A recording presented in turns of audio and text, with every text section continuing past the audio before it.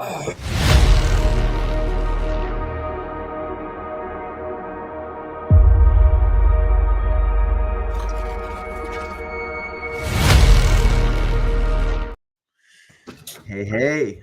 how's it going, guys? Hey, What's up? What's up?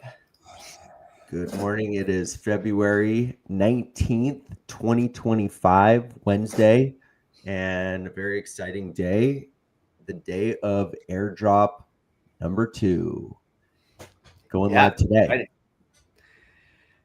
Big day.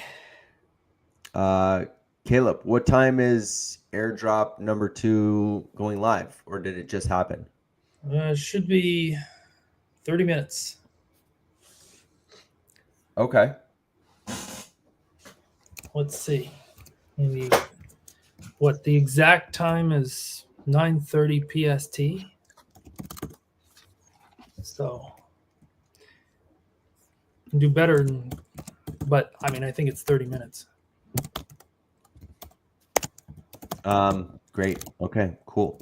So that's obviously very exciting news. I'm sure the community is looking forward to airdrop number 2, and there's also an announcement that we figured today would be a good day to make in regards to airdrop number 3, and we figured we would just kind of talk this one through. You know, when this calamity occurred on the day of the launch, Caleb put out a blog post I think it was the same day, if not a day later, and described, what had happened and kind of where things were left.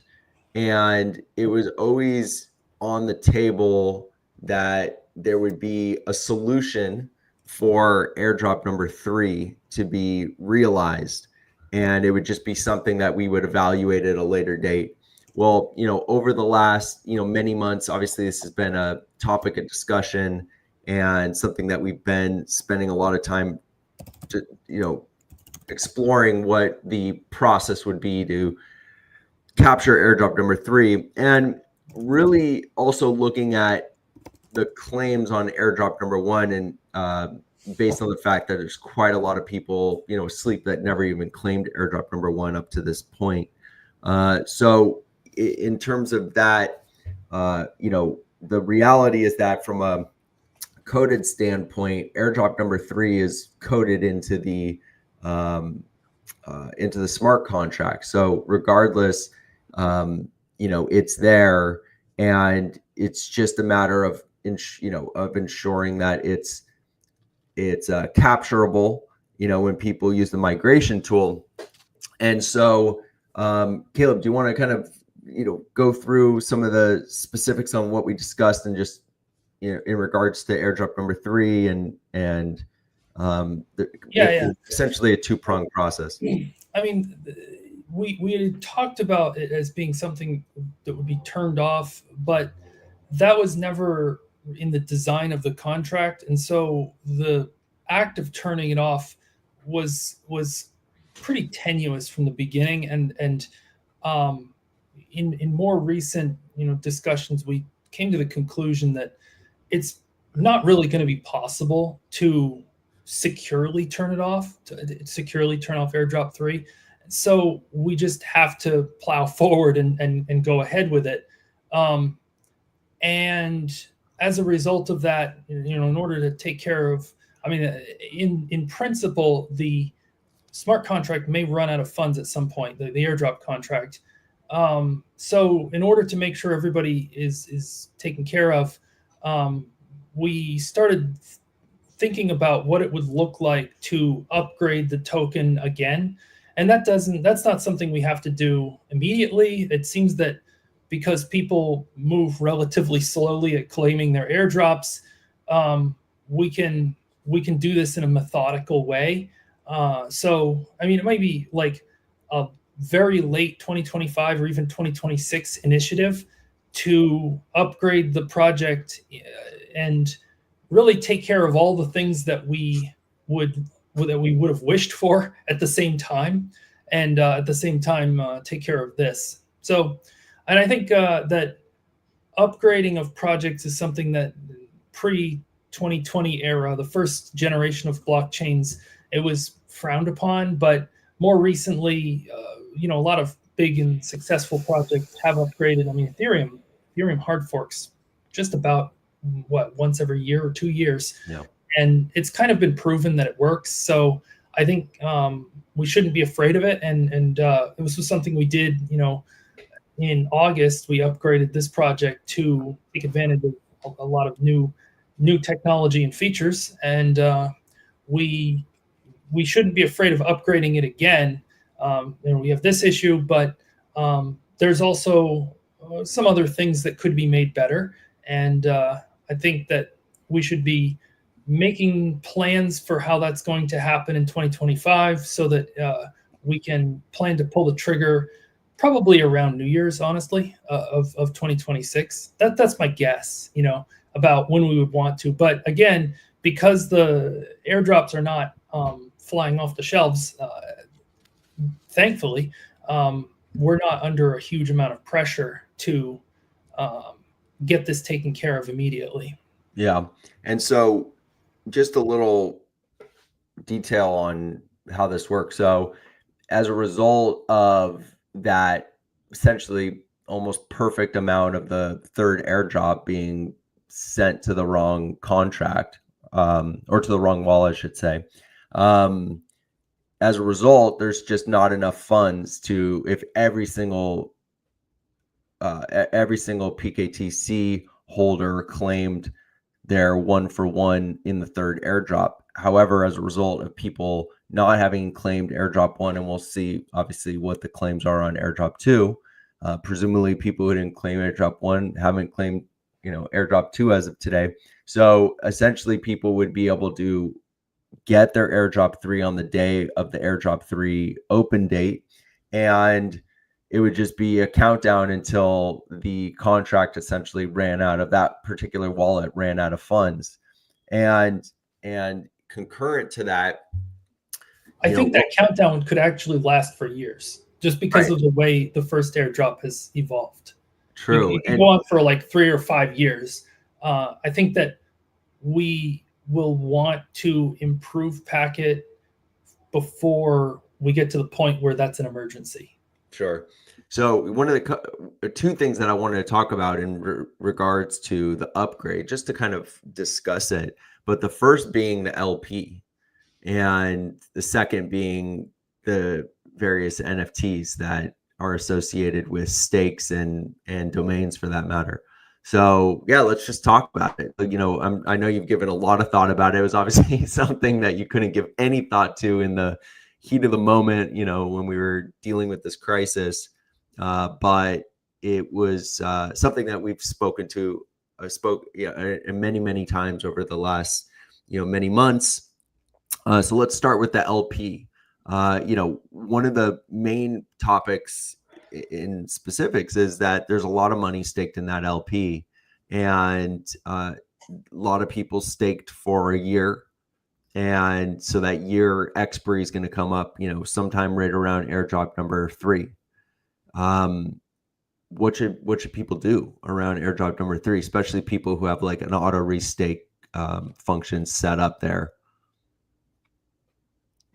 Oh, you're asking me? Yeah, I just figured we'd just like riff on it and chat about, some of the, you and I have already spoken about the LP, and we talked about the wrapper. So, the LP yields. You're talking about in vis-a-vis an upgrade. Yeah, vis-a-vis an upgrade. Exactly. Okay. Yeah. So, all right, I can tell you how this would. Yeah, I'll say how the upgrade would work. So there's one thing that's really impossible to upgrade, or not impossible, but really painful to upgrade, and that is the LP yields.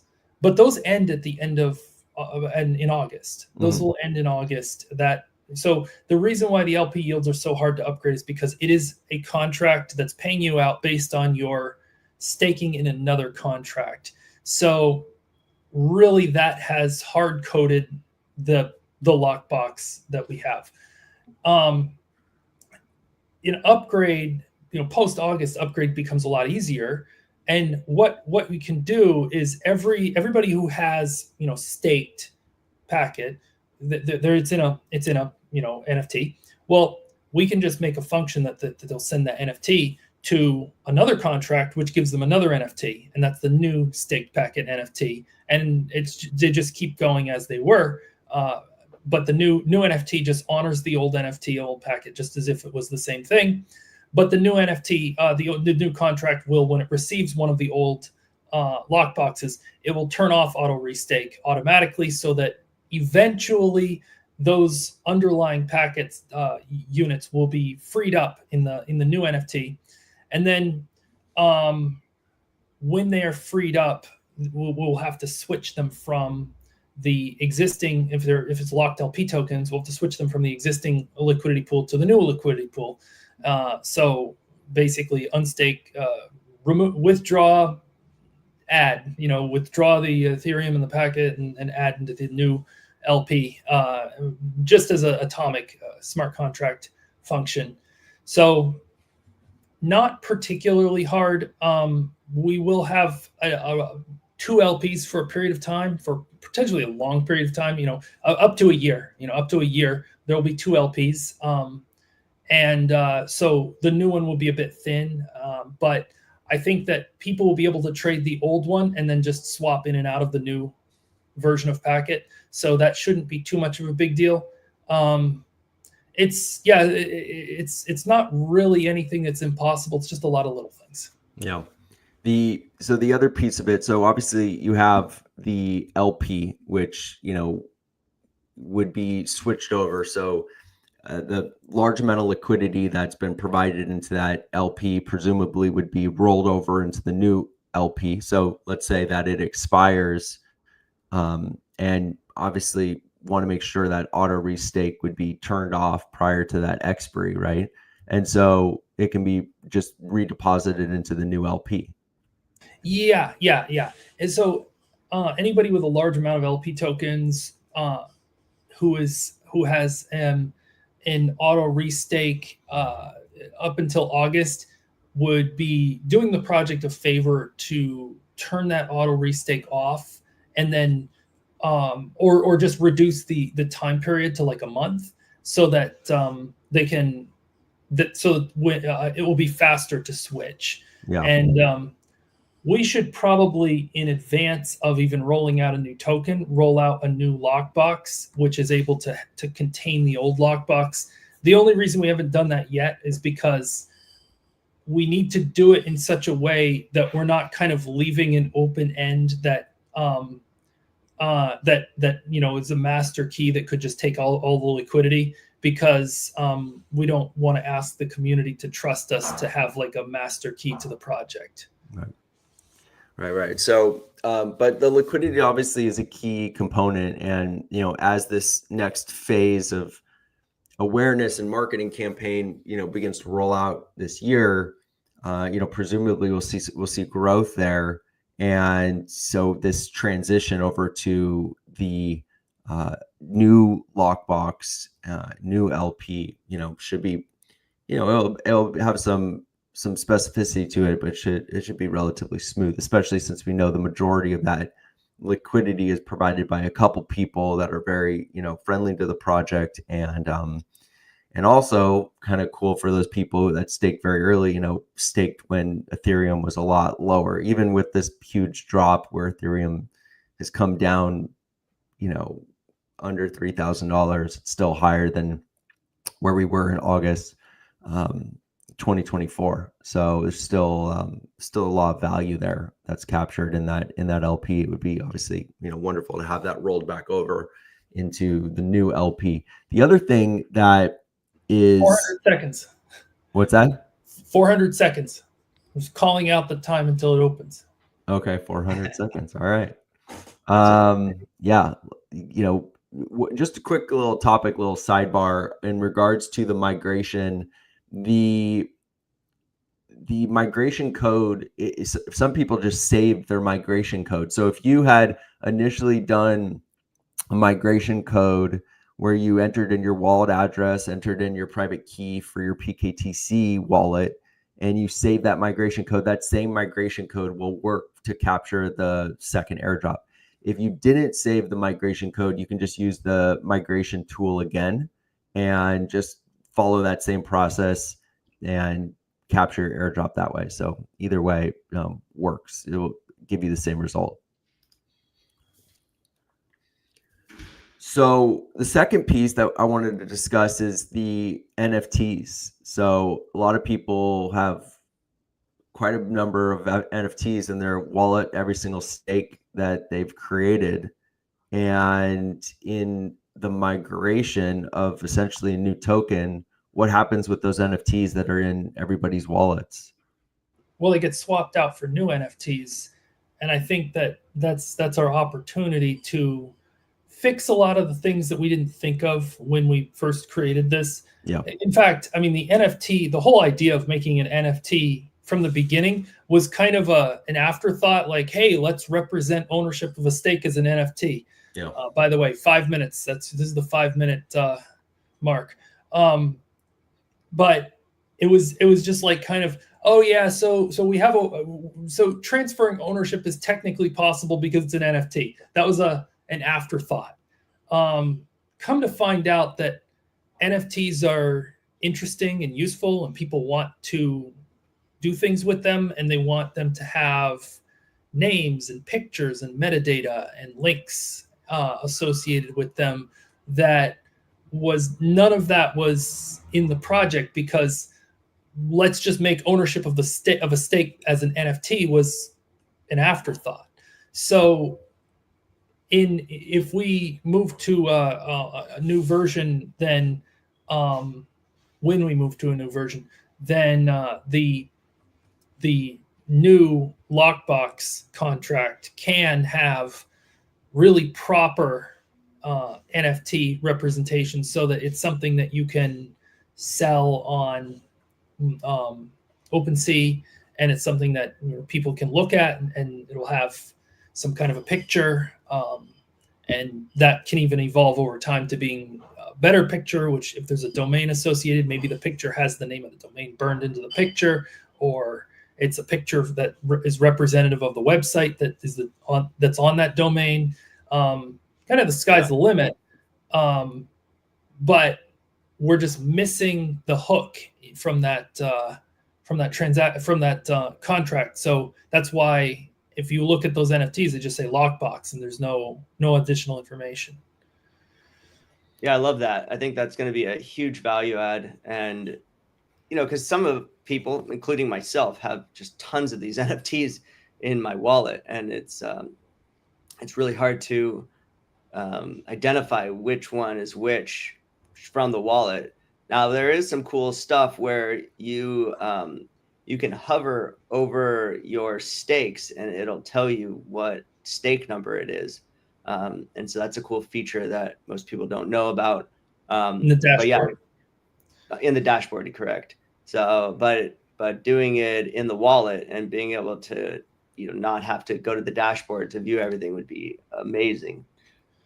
Yeah, and sell it on OpenSea to somebody if you want to sell a locked up packet, or sell a domain without having to, and they know what they're getting because it self-identifies. There's a lot of valuable aspects to this. Yeah, a lot of valuable aspects. And, when this was coded up initially, because the NFT part of it was just kind of ancillary, the metadata that really would have been valuable wasn't added at the time of the contract. So 2 minutes till the airdrop opens, ladies and gentlemen. So that would be great. That would be great. We also, simple stuff like just failing to make it so that there's an image, just the packet logo on the NFT, for example. The whole NFT was a backdoor to be able to technically have the capability to transfer. It was never meant to be an actual NFT. Right. Well, it came out to it is an NFT, and so as a result of us just not thinking of it in that context at the time of the development, it's missing all the properties that would really have made it a very useful and quality addition to your wallet in particular. like for example, adding an image to it or having a different image if it's, a different type of stake, and just different things like that could have been added that would have been 1 minute. Would have been great. So those are a few things that can be thought through on this upgrade that will happen, sometime in the future. We don't need, as Caleb mentioned, a specific date to it, because it's kind of incidental in terms of as it relates to the airdrop, but it will be, I think, very beneficial to the community if people are able to, trade 30 seconds NFTs with stakes, for example. All right, so we'll do the countdown here. I wish we had a little countdown going. I have it. 20 seconds. All right. Can you see who the first person to claim their airdrop is, Caleb? Is there any way on the back end I can see that it happened 10, but I can't. 5, 4, 3, 2, 1. Okay, let's see if this actually works. Here, well, I can go and claim an airdrop. It says phase 2. It says phase 2. I need to check if there's no bugs, because the server. Not that I'm worried about bugs in the contract, but does it work in the server? Yeah, that's the true. question. Same links should work. Oh, here, let me I'll share my screen, Jess, if you bring it up to the stage, and I can show the process of claiming an airdrop. Hold on a second. Claimable now. Perform migration phase 2. Okay. Right, I want to connect my wallet again.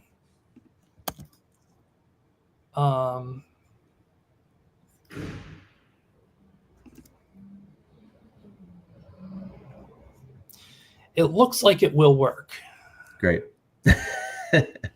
No, I'm not worried about it not working. I'm just worried about the server. Maybe I stubbed a piece of code that was actually needed for this. Sure. The servers had a rough life. Yeah, servers definitely had a rough life. Gets beat up weekly. One of the other things I wanted to talk about, Caleb, is in particular, and it's just a thought process, just riffing here. The LP expires at the third airdrop date. So I wanted to discuss some options to maintain the incentive for that LP. Before we do that, Josh, I'm just going to add Josh's migration here. He'll do a little demo essentially on claiming an airdrop live. Yeah, People so this is working. So yeah, so this is your dashboard. You'll just come down to packet migration. I've already done the whole migration to grab my my code. This is from my mini, and then click perform airdrop. And then I'm going to sign the transaction. So the thing about that, something you're not seeing, which is the wallet. Right, we're not going to see the wallet confirmation on this screen. But actually, I need to send some ETH. Connect to the wrong wallet. No, he's got it. He doesn't have any ETH in that wallet. So Gotta love a live demo. That is the problem with Ethereum-based blockchains, is that you need to pay your fees in a different token. Yeah, the one thing also about migration codes, they're not private, because the migration code is, hard coded to the wallet. So anyone who goes and claims your migration code is still going to put the airdrop into the wallet that's coded into they're just going to claim it into your pocket. Yeah, so it's not like a confidential code. You don't got to really worry about that. Whatever wallet was bound into the code is going to be where the funds are going to go upon claim. So it really doesn't matter what that's extremely important for blockchain security, because if you don't do that, then like the miner, at the base blockchain level, the miner can just swap out your address for theirs. So you have to do that. Right. in the design.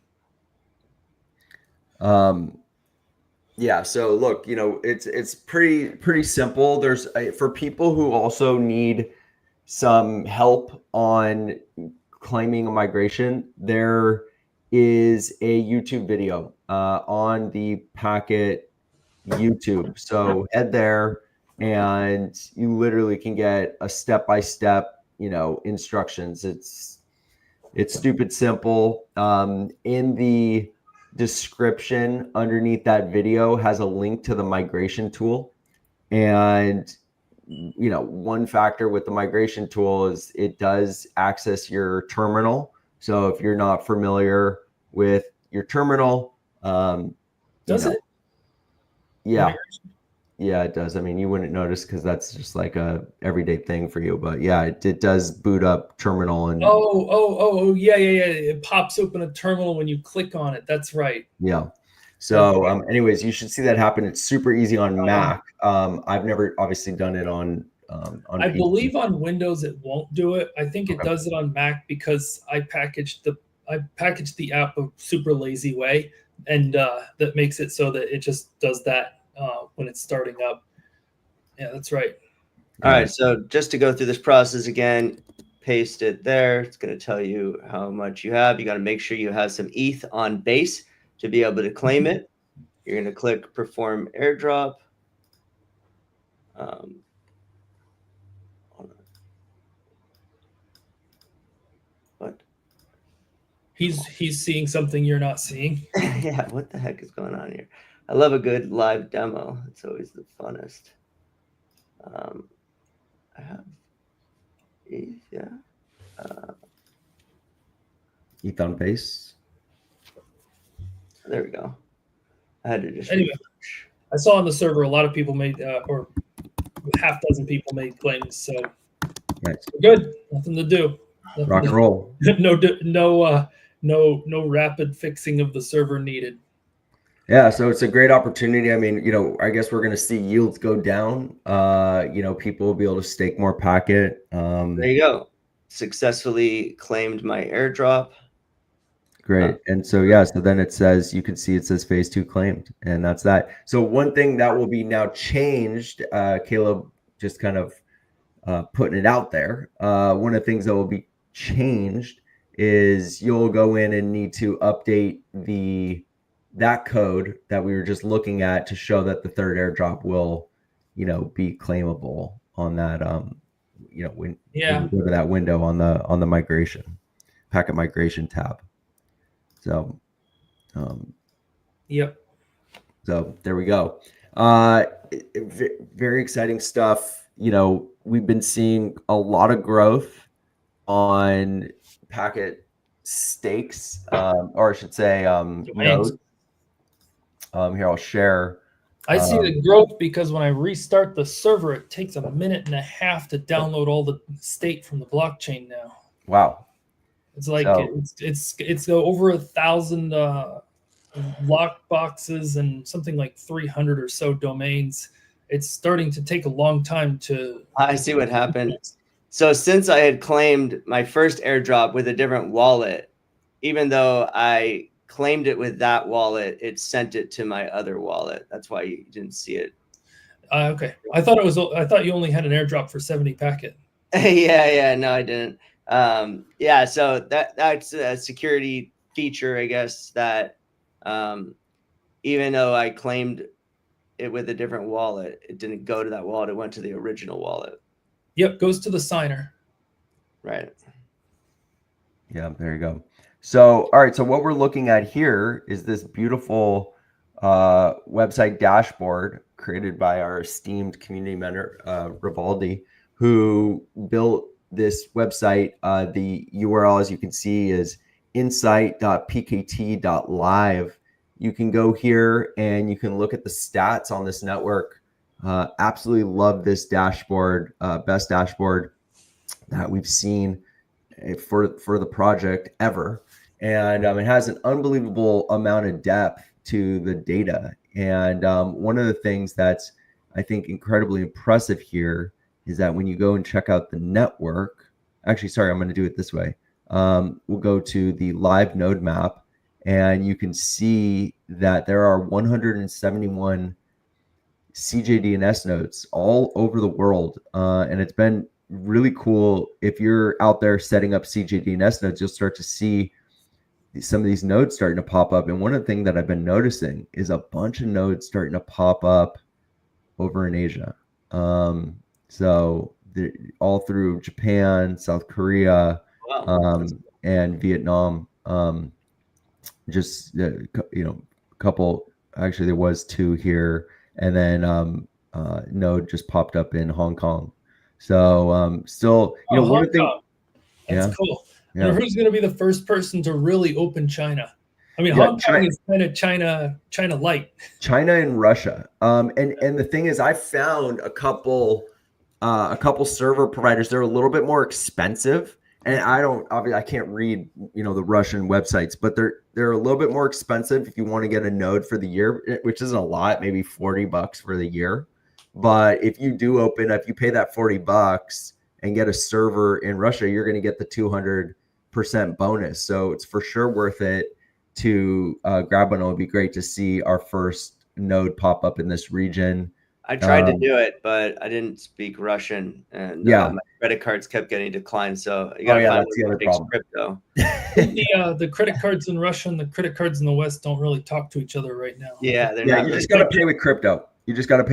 And that's actually been really cool to get a server, pay for the year with crypto. You can literally sell a little bit of packet, sell $40 worth of packet, get some, Ether USDC, and just pay that way for the year, and you're locked in. So it's not hard. It's just someone who can do that. It would be awesome to see node pop up somewhere here in China. Today on the community roundtable, we're discussing how to get added to the sanctions list. Yeah. Yeah. I'm probably already got on the list. Just by searching Russian server farms. There is a node here in Moscow, though. So there's. Oh, okay. So, all right. We made Russia. At least it's one. Like Risk. It's like playing Risk. Yeah. And then what's this one right here? What country is this? It's Lithuania. Vilnius? Yeah. So yeah, there's we got Poland, Moldova.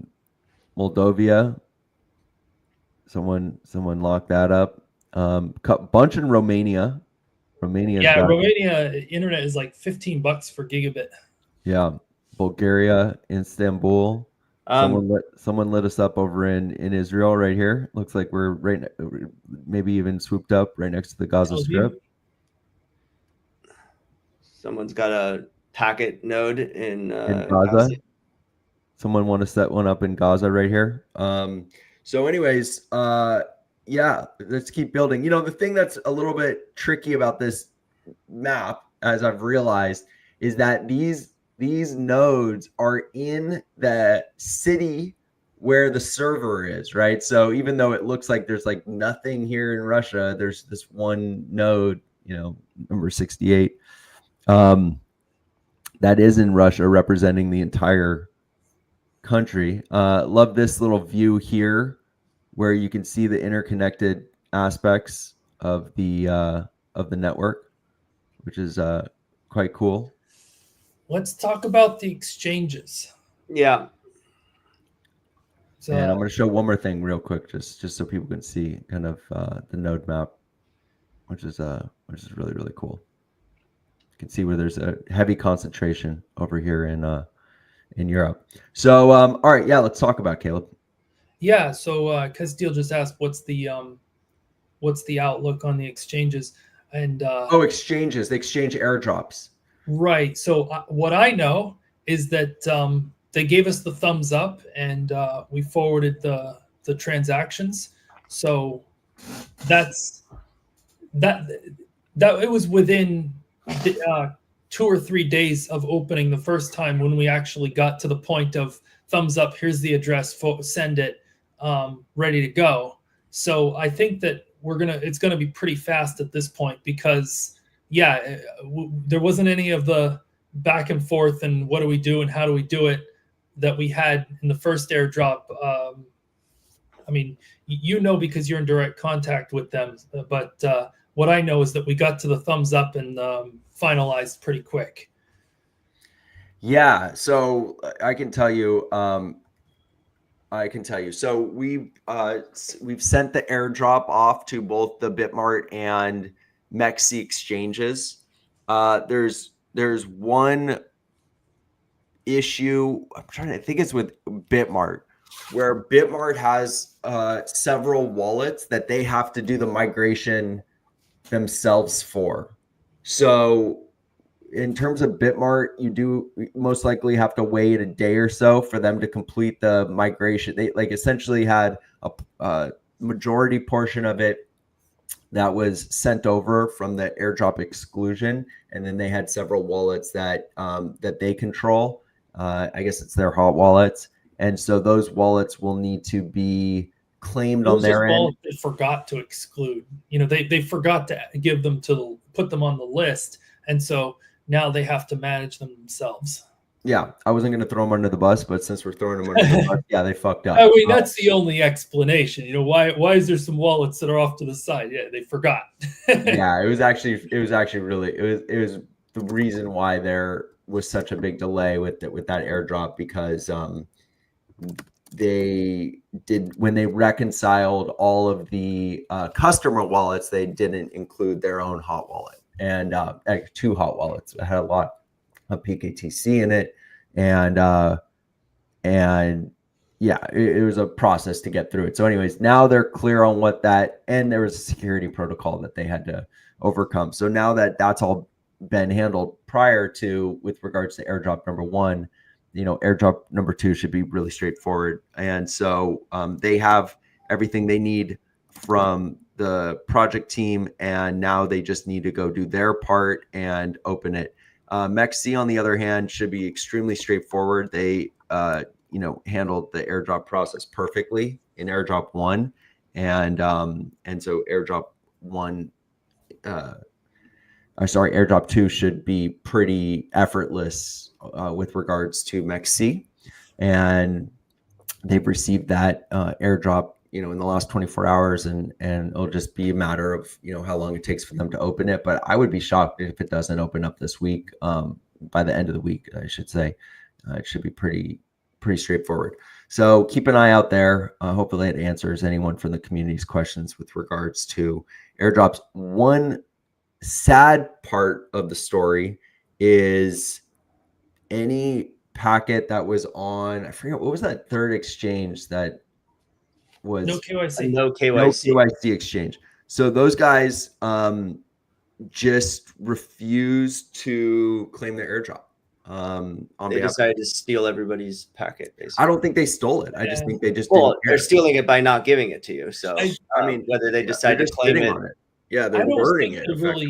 I don't think there was really any significant deposits there anyway.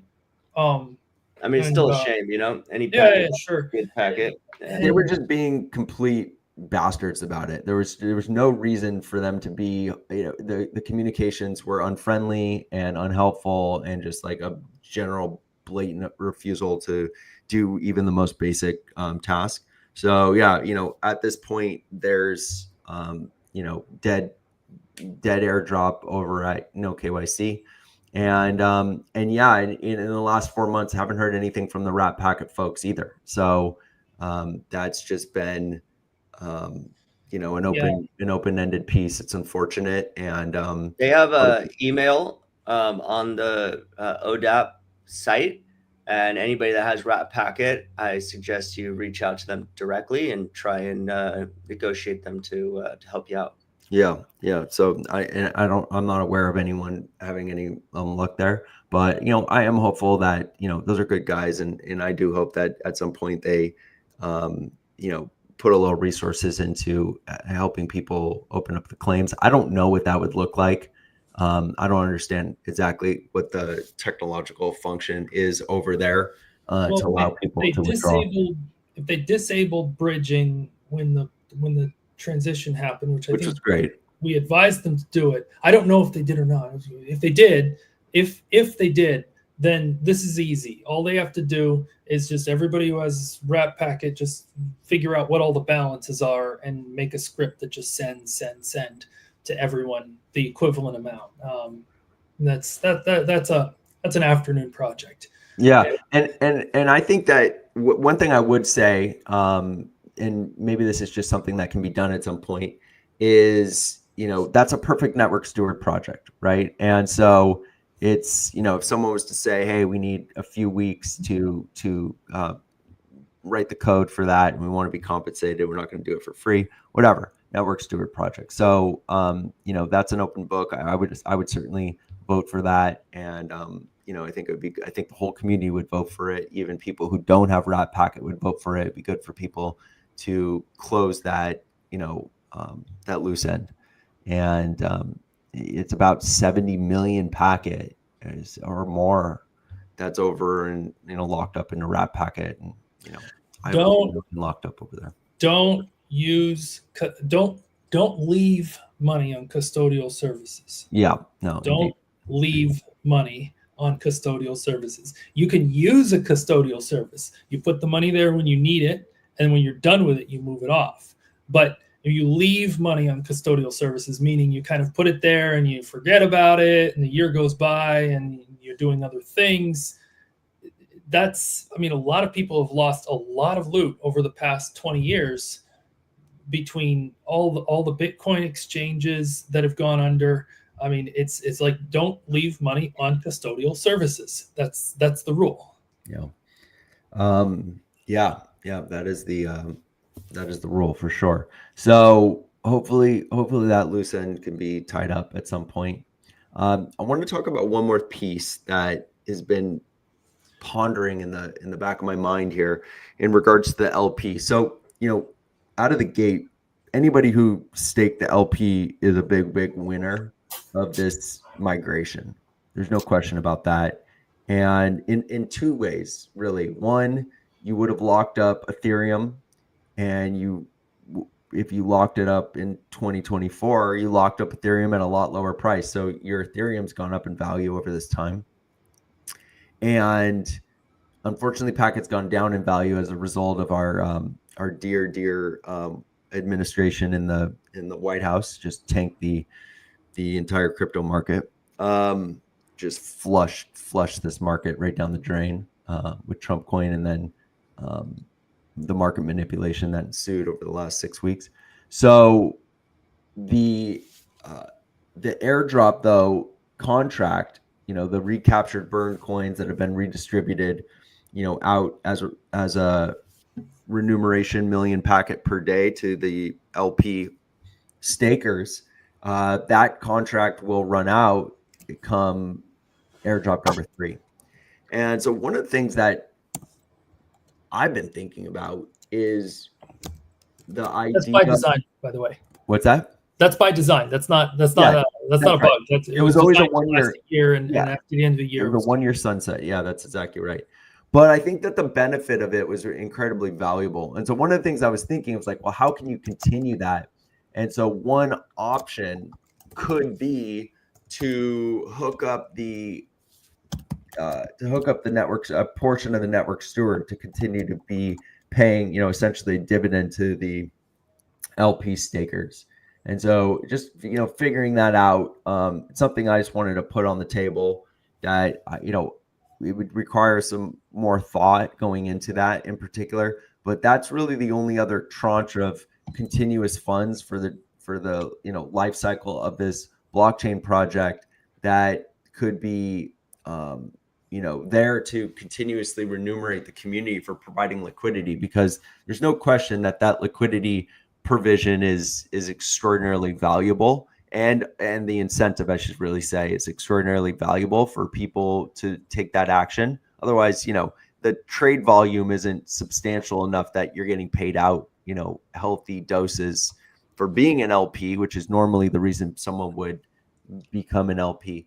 But I would personally love to see, you know, the continuation of that reality where LP stakers are, you know, paid by the project for maintaining their stake. There's and that's an option. there's two directions of thought on this. I don't have really a strong opinion between them, but one is that you pay people to stake in the LP, and the other one is that the contract meters, it's metering out coins when it meters them out, instead of giving them to anybody, it dump stakes them and burns the resulting LP tokens. And that's another way to add liquidity. Say that one more time. The other way to add liquidity is, dump stake, where you just take some packet and you put it in and it sells half and stakes the result. And well, you could have a solution where the coins, it dump stakes coins into the LP and then burns the resulting LP tokens. That could be one way to foster the LP as opposed to yielding to the people that stake it. That's true. So, and what would be the reason for the dump stake? Like, what are people doing in regards to dump staking? Why would they be doing that? No, it's not the people that are dump staking. It's the contract that funds that, it's paying out this dividend. Instead of paying it to people who stake, it pays it by dump staking it into the LP and burning the tokens. So the LP always grows a little bit. Got it. And you're talking about from the airdrop base. I mean, sorry, from the network steward. So like a portion of the network steward funds are constantly being dump staked into the LP in perpetuity. Yeah. It's the other way to That's great. Bulk up an LP. Obviously, the price kind of goes down as it adds tokens to the LP. So if nobody buys, then the price will just kind of creep down over time. But I mean, anything that issues something into circulation will cause the price to creep down over time unless somebody buys. Yeah, it's a great idea. It's a really good idea. So the other idea that's sort of along those lines is, and this is something that really kind of like lends itself into the utility side of this network. As people know, we've been spending a lot of time working on the Packet Hub, which is now live. You can go check it out at hub.pkt.cash. Here, I'll post it right here. Hub.pkt.cash is now a redirect to packet.pkt.tv. Got it. Packet.pkt.tv. And we're not seeing that on the screen share if you're sharing. Okay. Yeah, I just put it up. So go and check that out. This is kind of starting to get into the actual utility of the network, and boy, oh boy, are there some just wildly exciting things happening in terms of utility for this network. I know we've been just in blockchain land for years and years and years, and we've been talking about utility, but there's a whole new world of how this network's to be used. And in particular, this is one of the first things that our team has been working on and launching and starting to get some real world utility around media, use cases and networking. And so what's happening right now with this with this website is people are adding content that are either brands or projects across all these different categories, from film to music, to technology, to gaming, to casino, and using it as basically an Apple TV-like ecosystem where people can discover blockchain projects, gaming, music apps and streaming companies, and can navigate directly to those various different projects.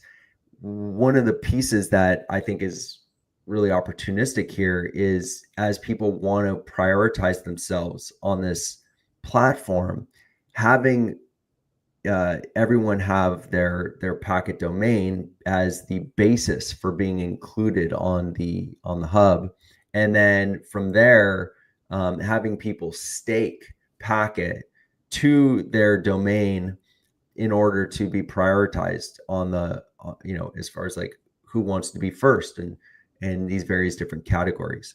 And so one of the other pieces that we've been talking about is that for somebody to get included, or to get that priority, that they would have to do a dump stake to essentially add themselves, in that area, or to do some of the advertising on the network, that they would also stake packet and then burn the LP tokens. And what would be great about that is that you have people getting a benefit for, or actually, I should say, you have people paying for the benefit of being prioritized on the network, but then the network benefits by having that liquidity locked in perpetuity. And so it's a good exchange of value. Obviously, the reason that somebody's going to stake the LP today is because of the benefit that they get from the LP yields. But knowing that the LP yields are going to end in the way that they've been set up to date, for with this first year expiry, the sunset that will happen around airdrop number 3, this could be a great tool to see continuous growth within that LP. It could be substantial growth. I would anticipate to be substantial growth of the LP, and without people looking for anything in return, right? Because they would just be staking whether $100, $1,000, whatever they end up staking, for the privilege of priority, or paying for advertising.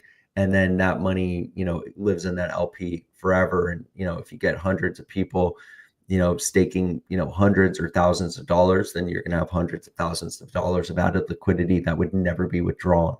And that would be incredibly valuable, obviously, to the community to have that liquidity locked in perpetuity. So those are some of the ideas that we've been toying with here, and expecting to see some of these things take shape over the coming period. One thing we also never talked about is that we just had a decimation. So the decimation just happened on February 4th right here. So I was going to just bring this up. Again, Rivaldi added the decimation tracker to the Insight page, and we just had a decimation, just under 2 weeks ago. And so people would have seen their yields drop as a result. And you can see our next decimation is set for May 15th, 2025. And it's also cool that, we have 306 domains that people have claimed, and 64 top-level domains. And we have 13 live domains. So that you're starting to see these onlines that are starting to pop up. People are actually beginning to build things on these websites. So yeah, one of the things that I've been working on, and I got some meetings set up, is bringing in one of those web builder, drag and drop web builder platforms to bring onto the into the ecosystem, just to make it real simple for people to build websites. A lot of these web builders, they have like a free version. It's like a freemium version. If you want to just have a basic one-page site, it's free. And then if you want features, then you can do so. So I'm trying to create a partnership with one of them that will provide, the basic hosting and basic web building for Packet. So that's something I've been pushing on recently.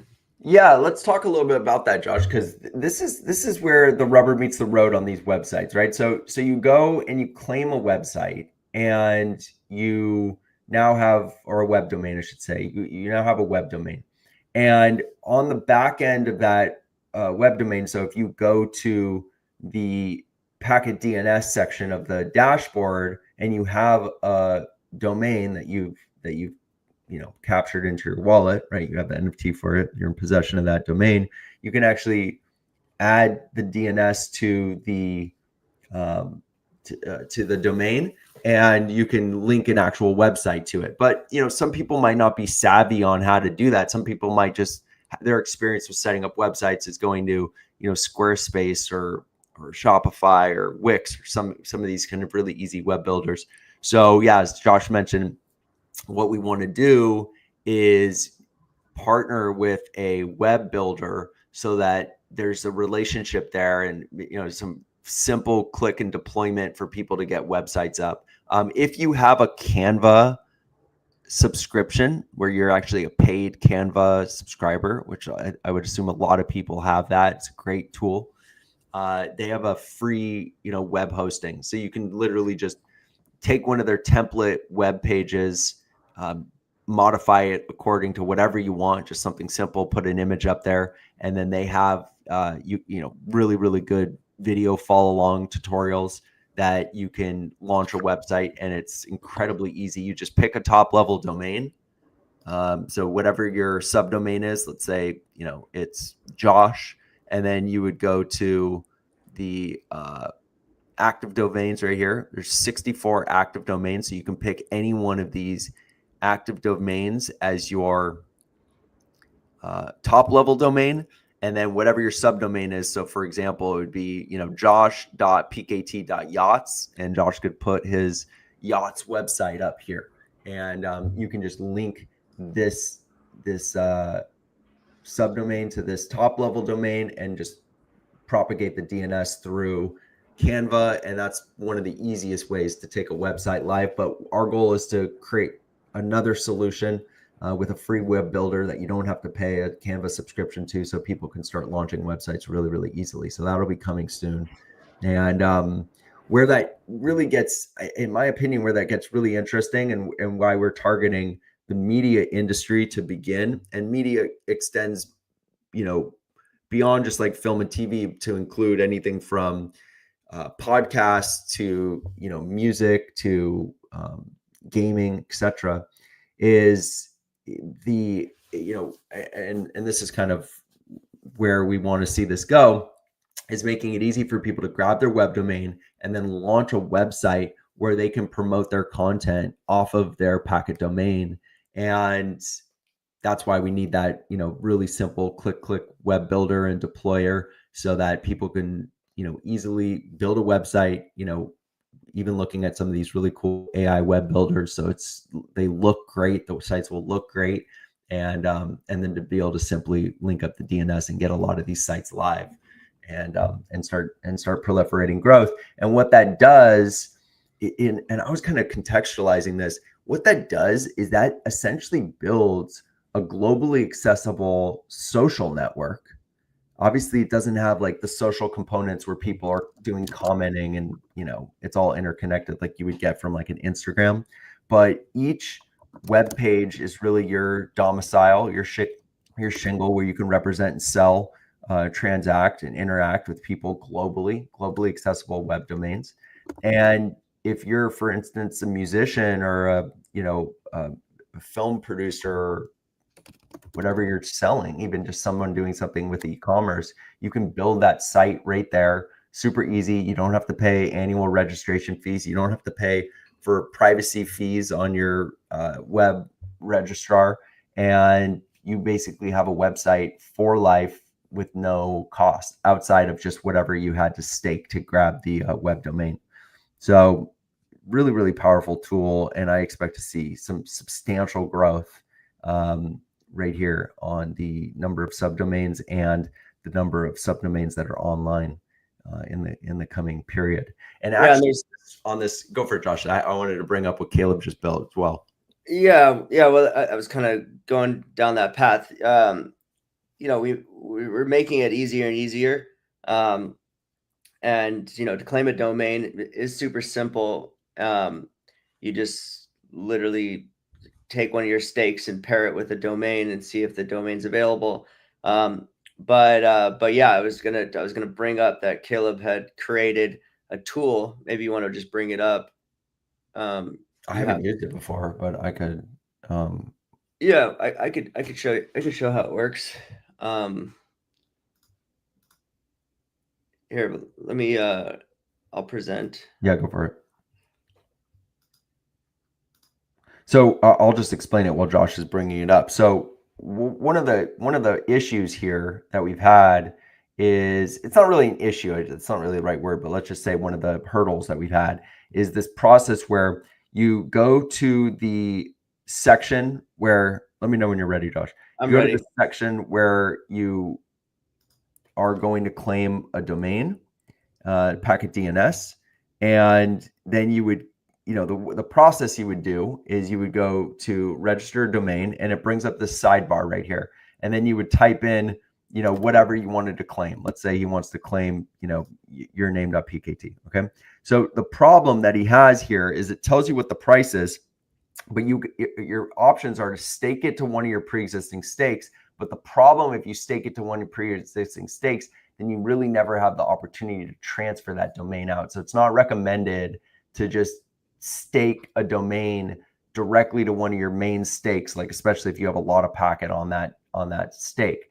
And so the best process to do is to then go back to the staking section and to actually create a stake that's the amount that was shown to purchase or to acquire that web domain. So if it said 1,000 packet, I didn't see what it said there, but if it said 1,000 packet, then you would go make a stake for 1,000 packet. And you don't want to do over 1,000 packet because you want to make sure you don't have less than what is needed, because it was 1,000 and change. And so you want to make sure that you have at least 1,000 packet. True.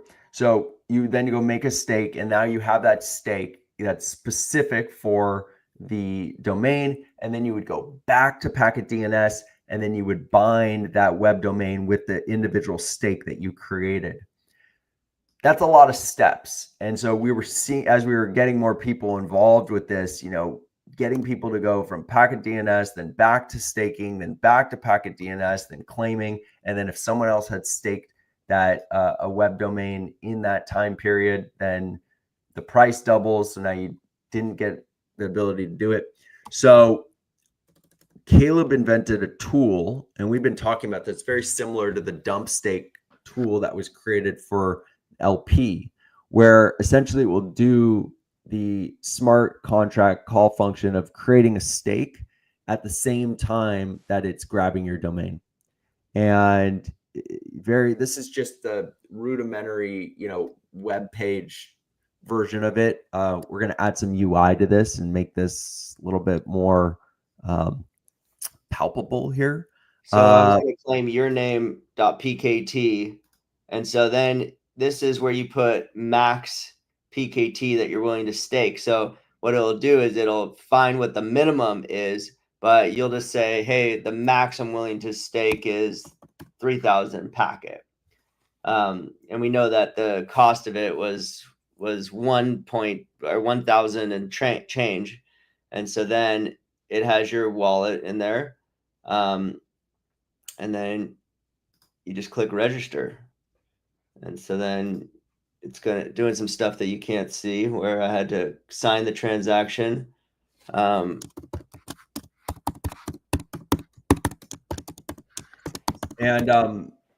so this, adding a UI to this, one of the things that we want to have added onto the UI is it would show the amount of cost associated with the minimum stake for a domain. And you would be able to then you could technically add in that exact number and click, the register button, and you'll be able to acquire a domain with one click. So this is a cool tool. Thank you, Caleb, for building this. Something we've been talking about for a few months now, and it's nice to see it in action.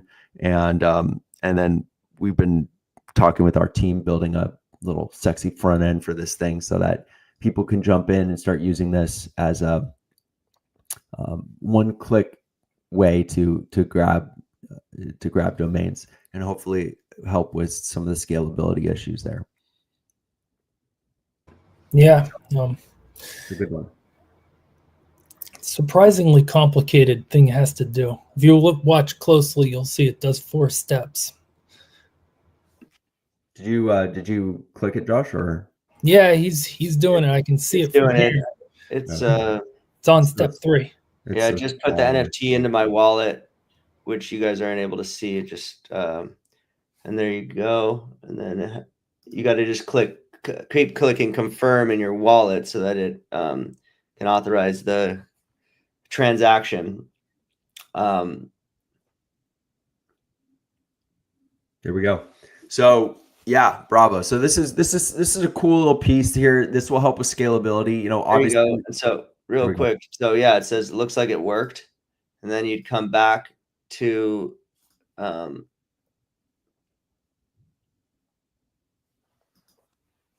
so we'd come back here. I don't do UI, but at least I put an emoji in an HTML file for you. Go to staking. So did it create the stake? Is this the right wallet? Yeah. The one issue that Caleb you're gonna have to work on is just the refresh on this on the server. There's definitely been a few things that have happened where the server isn't showing things that happen. Like you got my message about updating stakes. I'll actually bring that up. Yeah, hold on. Miserable. It's total hell. That trying function. to detect when things change on the blockchain. I mean that's arguably a good reason to rewrite the contract for the lockbox. Yeah. It's So I'll give detect. a little hot tip for community members. Connected my other wallet. So little hot tip for community members. Not my fault. Not my fault. Not my fault. Yeah. Anyways, I won't pull this wallet up, but it did work. This is the problem with having just many wallets. But yeah, I pulled, it did work. I have it in here. Let's see. I can. Yeah, because you got a ton of domains. Yeah.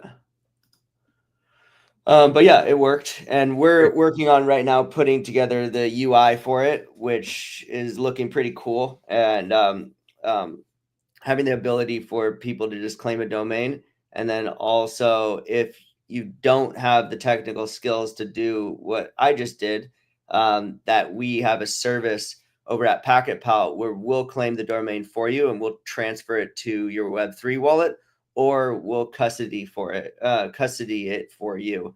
And so we're working through the whole, UI and backend to do that. But those are kind of some of the services PacketPal will do to just make it real stupid simple so anybody can participate. And then, yeah, if you want to just be able to use this tool and have it look a little sexier than what it looked like just now, then we'll be launching that in the near future. Yeah. So one of the things I was going to say that is a nice tip for anyone who's running infrastructure right now. So one, I don't know if I even call it a benefit, but one, let's just, for lack of better words, benefit of the price of Packet being so low is that you're only allowed to stake a maximum of $5,000 worth of yield credits per node. And so one caveat to the price being, under this tenth of a penny price point right now is that to get to a $5,000 threshold is about 7.7 million Packet. Whereas, a month ago, you would need under 5 million Packet, even when it was up at a 10.14 million Packet. So if you go to your dashboard where you're running your infrastructure, if you go to the infrastructure dashboard and you go to the details section of the node that you're running, like for instance, the CJDNS node, there's obviously no limit on domains, so this isn't really applicable for domains. But if you're running a CJDNS node and you go to the details, one of the things you can do is you can click the max button and it will recalculate the amount of Packet required to get to $5,000 worth of yield credits. And so what you can do is, for instance, let's say you have 20 million yield credits. So you took 5 million Packet, you staked it for a year, gives you a 4x yield multiplier, now you have 20 million yield credits. And at the time that Packet was a tenth of a penny, you would have needed to run 4 CJDNS nodes to yield off of that, because each 5 million Packet could essentially be worth $5,000. So now what you could do is you could go to one of your CJDNS nodes and you could pull the Packet, pull the yield credits down. So what you do is you would go into the section where it shows how much is associated with that node and change it to, let's say, like 100 Packet.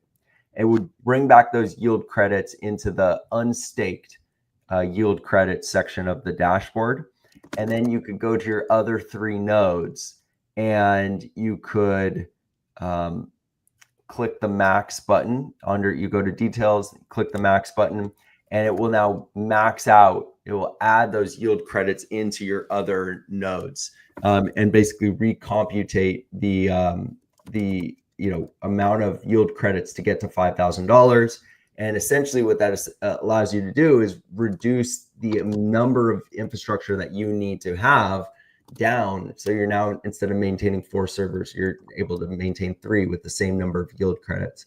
So it's a nice little opportunity for people who are running a lot of nodes. If you don't want to have to, manage so many nodes, this is a little moment in time where you could take advantage of that opportunity. Of course, once the price goes back up, you wouldn't want to recomputate, because at that point you're going to need, it would basically take it from, let's say, 7 million yield credits to get to 5,000. Now you would need, only 4 million, but now you would have to run another piece of infrastructure. So there's a benefit to staking when the price is low, because you essentially, you can run less infrastructure. Also, the way that yields are calculated is it's calculated per million.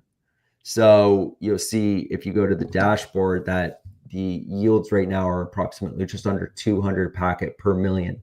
So per day, right? So if you have 5 million packet on a node, that's, and this is regardless of the, or separate, I should say, from the bonus that you're getting based on where your node is domiciled. But you'd be getting, 200 packet per day times 5 million packets. So that's 1,000 packet a day. But if you were to refactor it today, and you're now staking 7.7 million yield credits onto that node, then you're going to get 1,400 packet per day just off of that one node. And then whatever the yield credit bonus multiplier that you get based on where your node is located would be factored in as well. So anyways, it's a great way to reduce your infrastructure, just, as of right now, and you can, let go of 1 or 2 CJDNS nodes that you might be maintaining. Obviously it's better to have more nodes out there. So if you're fine with what you have, then, no change necessary.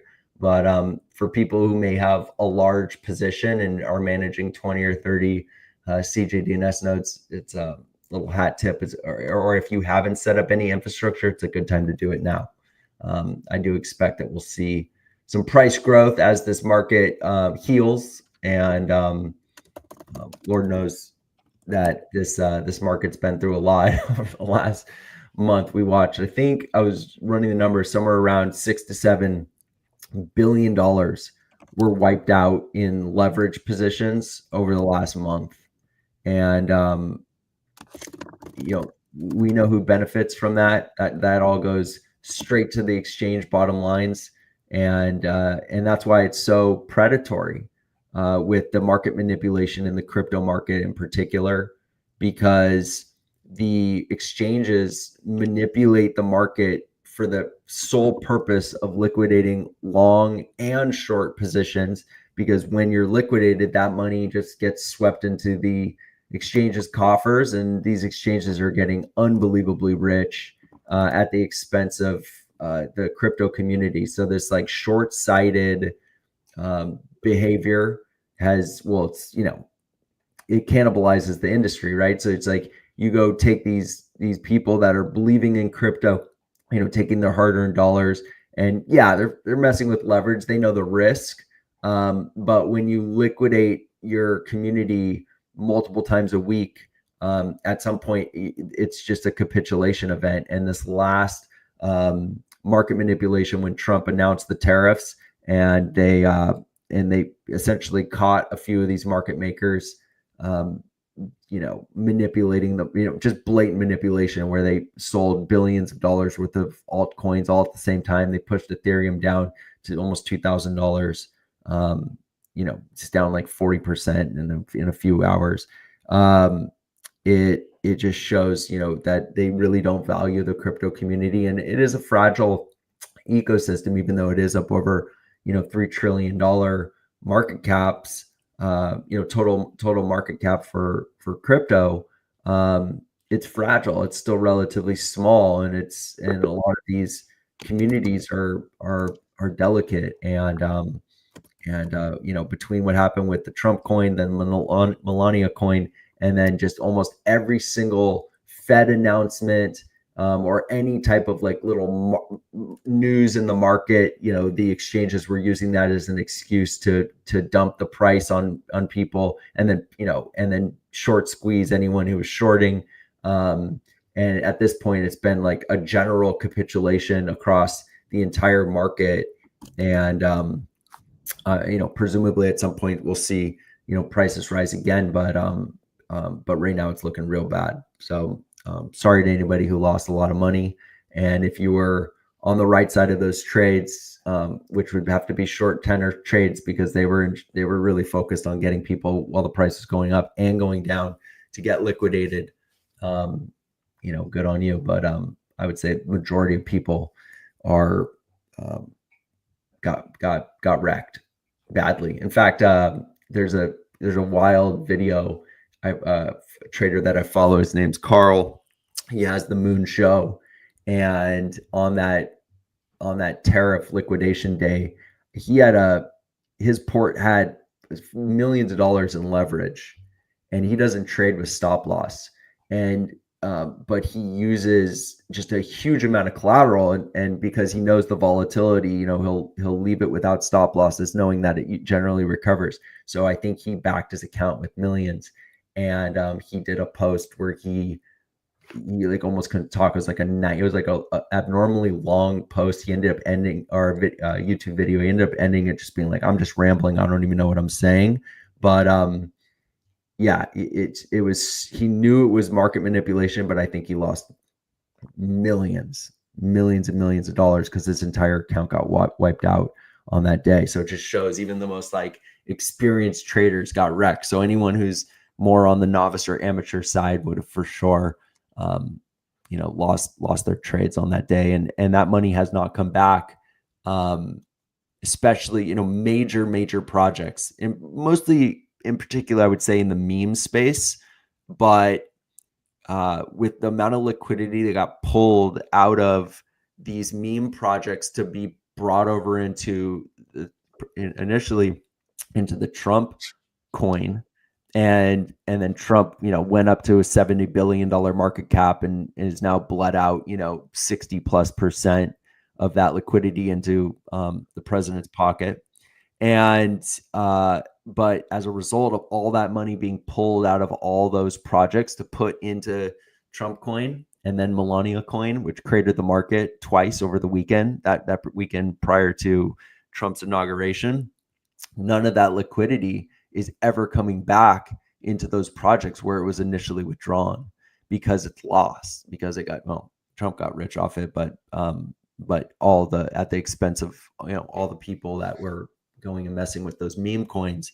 And now there's multi-$100 million projects that are sitting at sub $10 million market caps, and most likely are going to die as a result. So look, it's the cycle. We know that most projects are going to go to zero, and and even while the Packet project is got a depressed price and not some days even zero trade volume, it really hasn't had any effect on what's being built on the back end here. What's being built here is so much bigger from an infrastructure standpoint, and where this project's struggled is just having enough of a megaphone on the marketing side to bring mass market awareness for what is being built here. And people would rather go F around with these meme projects with these short little pump and dump things, and people are making quick money, making 5, 10, 20, 50x money, and then someone who gets in last is getting rugged. That's a whole world that this short-term pain and gain has been coming from. But for projects like this, where the longevity of the network, the utility of the network, and what in particular our team's been building as the use of this network for, really building a media and distribution platform and ecosystem for discovery is incredibly powerful and incredibly useful. And the people that are being drawn into this network are not even people who give an F about the coin itself, but are using the network. And by using the network, it's building, value of the market for Packet in particular. So there's some exciting things that we'll be talking about and announcing over the coming months, and even less, that will I think really show the potential and hopefully have it be reflected on the chart as well. Yeah, couldn't agree more. I'm excited for all these partnerships and things that are rolling out over this coming weeks. So yeah, stay tuned, and we'll catch you on the next one. Awesome. Well, yeah. Any closing thoughts, Caleb? Or are you good to go? Unfortunately, I don't have any wisdom to share. Right, Yeah, cool, I would just say go claim your domain and get involved. There's lots of ways to do it. I host a workshop every Thursday, 9 a.m. So if people are struggling with setting up nodes or claiming domains or doing anything, please join. Just jump into our Telegram, and we can and I can help you. So yeah, for sure. This community is here to help. And the Rowdy team has anybody who's got a Rowdy product, a mini or cube, can seek support through Rowdy. If you go to the Rowdy website and use the chatbot, you can set a time to work with one of the technicians there. They're also answering any questions in the Rowdy channel relative to any of the Rowdy products. The Rowdy stuff is awesome because if you have a mini or a cube, that's a CJDNS node. You can stake it as infrastructure. It generates some background, packet, even if you don't stake anything to it, and then you can add stake to it if you choose. And I have one running, and then you get your unique bonus based on what ISP you have that set up on. So presumably wherever you live, most likely there's not many, if any, people on that same ISP, and you'll get a nice bonus by lighting up a mini in one of those areas. So the mini is a great value. It obviously makes you money now, much clearer way to understand your yields, and you don't have to pay for a server year in and year out. So there's a great benefit there, and there's some other value that will be coming from the minis as well. There's some things we'll be rolling out on what those pieces of tech are capable of doing. And we have the ability to lend you yield credits, so to maximize your income and rewards. So go to PKTPAL.com, and you can learn about the different product offerings that we have. And yeah, if you have any questions, feel free to reach out. Yeah, this is right. This is definitely a cool thing for people who don't have a lot of packet and don't want to go buy a bunch of packet out of the market. PacketPal is offering a product that will essentially assign yield credits to a node that you're in custody of, and have all the yields for those yield credits going into your wallet, and you'd pay for that on a quarterly basis, and it's profitable. So even at today's rates, so it's incredibly lucrative opportunity for people who do want to get a pop of a big amount of yielding, and without having to go, and because you need to go, if you want to yield heavy, you got to have a lot of yield credits. To get a lot of yield credits, you got to have the underlying packet, which means you have to go spend thousands of dollars in the market. That could end up moving the price if you were buying thousands of dollars for the packet of the market. So renting yield credits from Packapel is an interesting value proposition. And you can do the math on it, but it's a way to really increase your yields. And then once you generate that underlying packet, you can turn off the yield credit rental, and then you can just stake the packet that you just yield. So, and then that's going to generate income for you in perpetuity as well. So there's some really interesting ways that you can maneuver around the viability of the packet staking and the yields right now. So, get involved, and this is a cool product that Packapel's been offering. Indeed. All right. Well, thanks everyone for tuning in, and we'll catch you on the next one. Yeah. Take care, everyone. All right.